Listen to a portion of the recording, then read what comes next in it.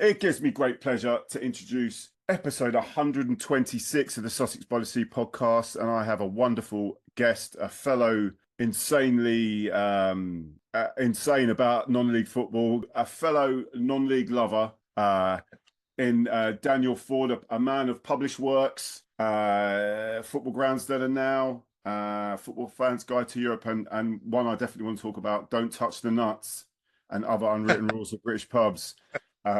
I definitely have some of that, but this wonderful gentleman has just brought out a book called Fish Chips, sorry, it's about to come out. I've had a bit of an advanced look at it. Yeah.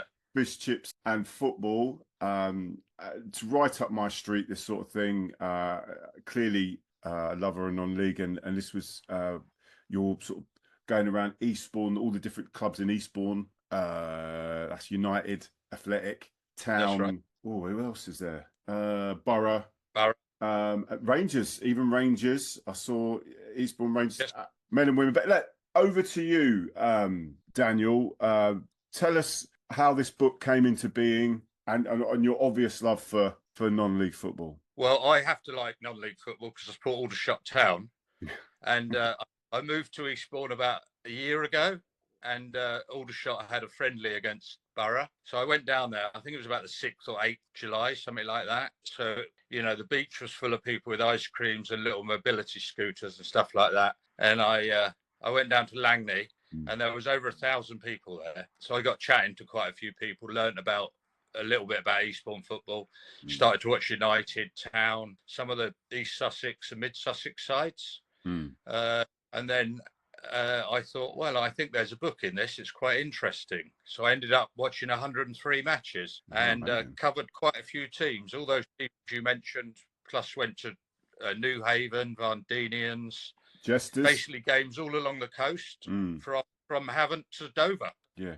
Lots of places, as close to the sea as I could keep it. I did go inland a little bit, Holgate, Elsham, places like that. But, the seagulls could always get to me. So that was the sort of rule of thumb. And if you think about Eastbourne, you generally think about, seagulls, old people, ice cream, stuff like that. And I was really impressed with what I saw. So I started to put this book together, piecing it together, and I loved it. And now I'm totally hooked. I watch loads of games. I'm not sure I'd manage 103 this season, but yeah, that was I'll good do going. my best. That was good going, Daniel. That thing with the book, it isn't just reports about matches. It's musings. No. It goes off into like the musings of the sort of state of football now, football history, Bovril, burgers. At one point, because I've been reading it. Bovril burgers.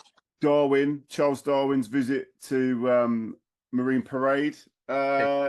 Life in general. It is a cracking read from someone who's a bit of a massive non-league lover. It kind of gets that feeling that once you're obsessed, well, it sounds a bit wrong, but obsessed with non-league football, you kind of get. Well, we are obsessed. Yeah.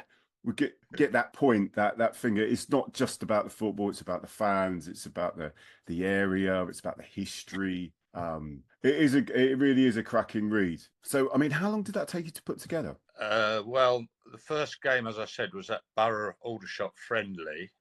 That was July. I think the last game must have been Eastbourne Town's playoff match, which would have been about at least 10 months later. So 10 months. And I did even manage to squeeze a few other games in there that aren't included in the book. So it was quite a busy time. As you say, nobody wants to read 103 match reports. So I've used each game as a sort of hook into something.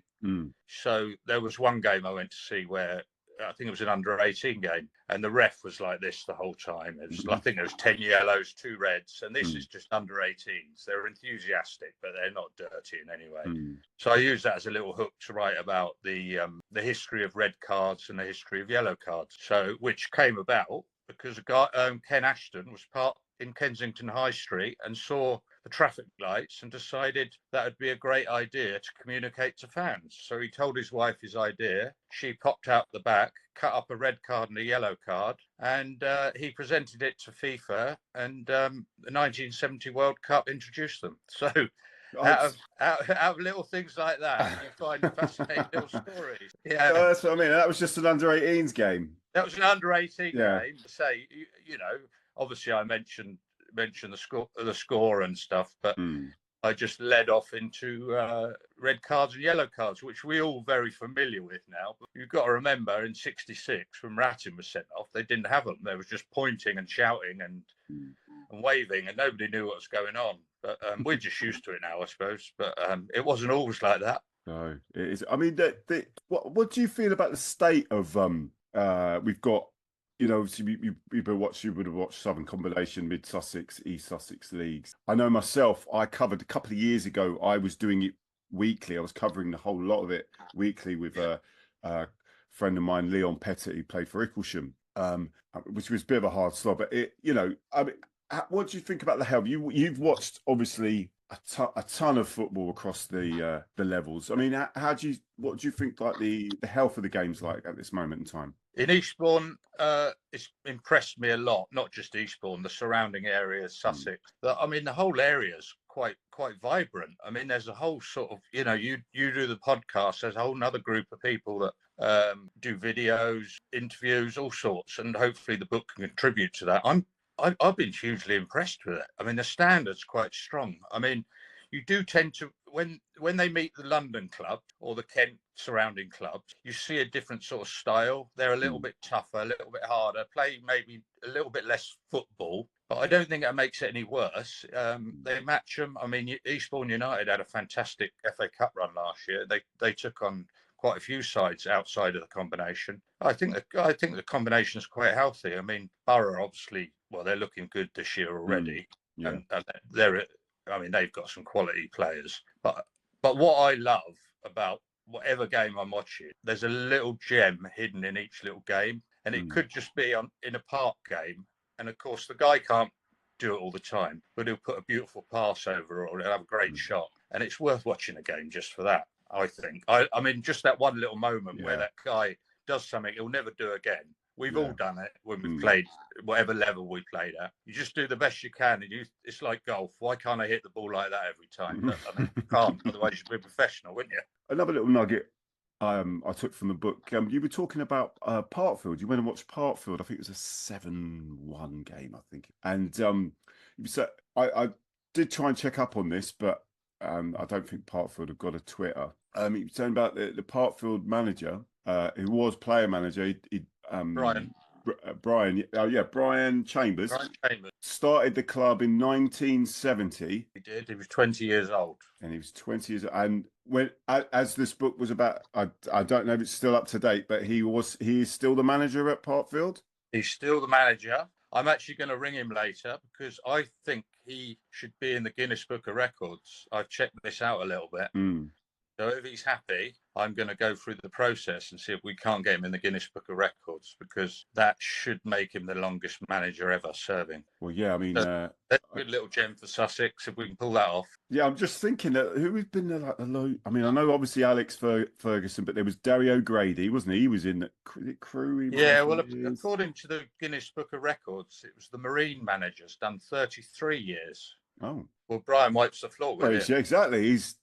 Oh yeah, well, it's pretty impressive, isn't it? It is. Yeah. So he was player manager into his 50s. He was. He said, I asked him how many games he'd been manager for, and he said he's lost count, but he knows how many games he played because he's got a plaque at home for playing. I think he said 800, and he said he was into his 50s. He had to go in goal in his 50s when they needed a goalkeeper. He said, I know I've played at least 800. So he's obviously been manager for what? Well, he's done another, 20 years since then. He's probably 1,200, 1,100. I don't know. It's incredible. Yeah. And he's still with the same team. Wow. Yeah. I met a guy the other day who said he played for Parkfield, and he said Brian started that club the year I was born. Incredible stuff. Yeah. Yeah. I mean, that's what I mean. It's just those little nuggets that, like what I was trying to do with the covering the league a couple of years ago, which was that thing that there's just so many little stories out there. It's not just about football results. These are communities, people, and just wonderful history. Yeah. Well, you've probably seen the blurb. I mean, the book is clearly based around football. But it's more about the people you meet, the little stories they tell. You know, there's nothing better than non-league football. Standing there, whether it's on a bit of grass, a bit of tarmac, or a little bit of terracing if they've got some, and chatting to someone, and people are so passionate about it. And obviously for me, being an outsider, I suppose I still am an outsider. I'm only a year down the line. You sort of see things in a different way.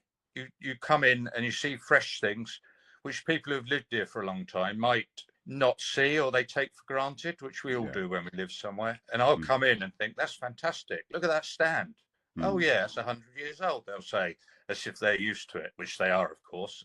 Meanwhile, I can't get over it. I'm like, 100 years old? That's amazing. The stand at Hastings, for instance, and the stand at Bexhill. I mean, they're just amazing, absolutely amazing. And iconic. People who watch them all the time probably don't give it a second glance anymore, whereas I'm digging up snippets of information about it. I suppose that's my job. Yeah. Well, it's good that you enjoy your job, you know, and it's definitely a work of passion.